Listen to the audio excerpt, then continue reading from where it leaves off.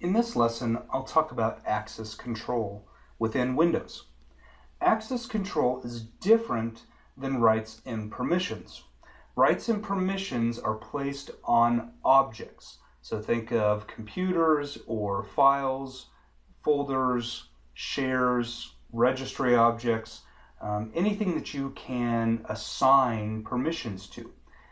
Access control is generally something that we put control on many different things. We control many different objects at once. So I'll talk about today role-based access control, mandatory access control, and discretionary access control and the differences between them. When we talked about rights and permissions, I was actually talking about discretionary access control. Okay? Discretionary access control allows us to modify things like this. So our access control lists and our access control entries based on users. So permissions and rights.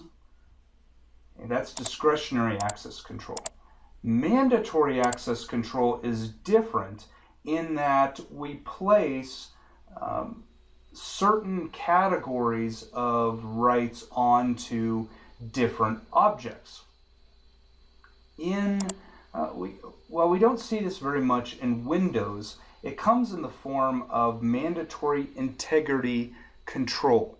We can assign, instead of discretionary access control and access control entries or access control lists, it actually comes in the form, it's called system access control lists.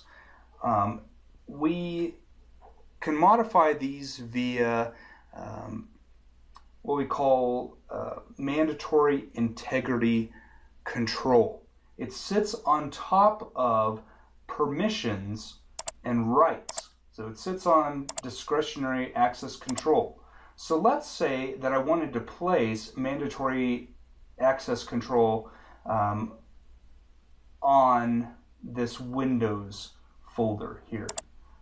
I might do so with the creation of integrity labels or the system access control list.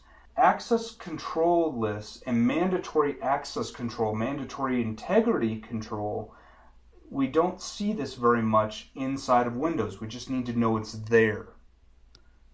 The thing that I wanted to stress to you is the importance of role-based access control within Windows.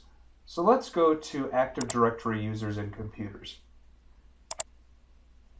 We also see the same type of users inside of a normal Windows 10 system, but much less groups.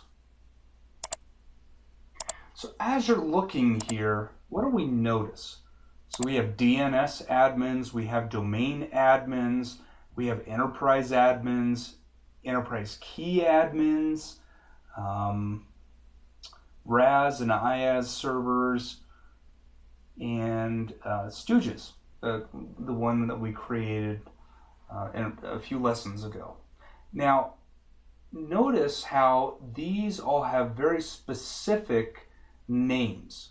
Role-based access control is control based on a user's role within the organization. So essentially, role-based access control assigns permissions to particular roles in an organization. Users are then assigned to that particular role.